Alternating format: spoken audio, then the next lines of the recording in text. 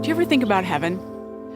I know people who are very anxious to get there, to see loved ones who have gone on before. Or there's a question that they're just dying to ask God that's been burning in their hearts and their minds for all their lives, and they want to find out that one answer from God. Something occurred to me the other day of what my first 30 seconds in heaven might be like. I am there, I've taken my last breath on earth, and everything overwhelmed me of what God wanted me to know, to live my life, but I just, for whatever reason, would not grab onto. And this overwhelming feeling of, these were so obvious. Why didn't I get these while I was on earth? Of course these are true. And then it also occurred to me how much better my life would have been had I trusted Him for those truths. I would have been more peaceful, more joyful, and becoming more the person God wanted me to be if I would have just absorbed those things and held on to them. Those are the things I want to share with you today to be an encouragement to you as they were to me as well. The first thing I feel God was trying to reassure me of was, I had you all along. God has me. He has my kids. He has my family. He has us, and I can rest in that.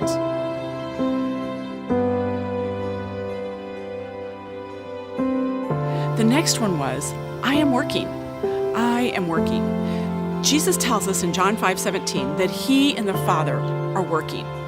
They are always working in our lives. And while I see things going on in my life and my kids' lives that I would like to see progress a little bit faster, see the process go a little bit faster, get a situation over with, God says, relax, I've got this under control. You're in process, they're in process. I am working. The next thing that I feel like God was trying to remind me of was, you are not missing out on anything. I tend to have a little bit of a spiritual FOMO, a little spiritual fear of missing out, where I feel like I'm going to miss out what God's trying to teach me, or miss out on an opportunity He has for me. He reminded me, I speak your language. I will speak to you in a way you can hear, that you will not miss out what I have for you. I just felt like God was reminding me, I'm not holding out good things. Psalm 84:11 says, no good thing does He withhold from those who walk uprightly.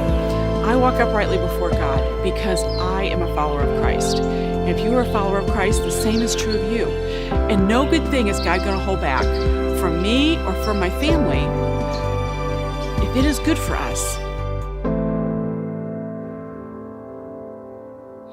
I have given you everything you need. Lean in, listen. I will show you your next step, and then the next step, and then the next step. In 2 Peter 1:3, the Bible tells us that God has given us everything we need for life and godliness. Now, this doesn't mean we don't need to maybe get more education or continue to study the Word, learn from our pastors and teachers, seek God in prayer, but those are all things that He's giving us so that we will have what we need when we need it. And the last thing I believe He wanted me to know is just enjoy today. Enjoy today, especially for my personality type. Chill, relax, enjoy the day. I've given you so many blessings. Just take some time to enjoy them and be in the moment. And I can rest in that.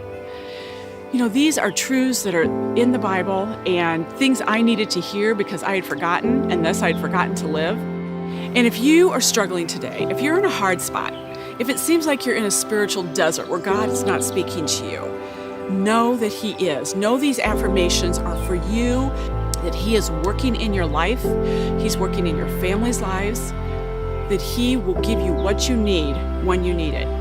God is constant. He's constantly loving us, constantly working. He never takes an eye off us so He can give more attention to someone else at any time. He always, always has us with the same intensity that He always does, because that is who God is, and He cannot change. These aren't some spiritual, magical ideas I came up with. These are biblical truths from the Bible. And if you'd like to see a list of them and the scripture references that go with them, go to my website at brendagarrison.com, tap on the resource page, and it'll be the first resource there for you. You can print those off. You can forward them to family and friends. They are there for your use, to share and to be encouraged by and to be reminded by. I I would love to continue in conversation with you and with your group. If you think I might be a good fit for your next retreat, conference, or event, I'd love to speak with you. Life is hard, but it is richer, sweeter, easier, and better when we journey together and with the Lord. I'd love to be a part of your journey. Thank you.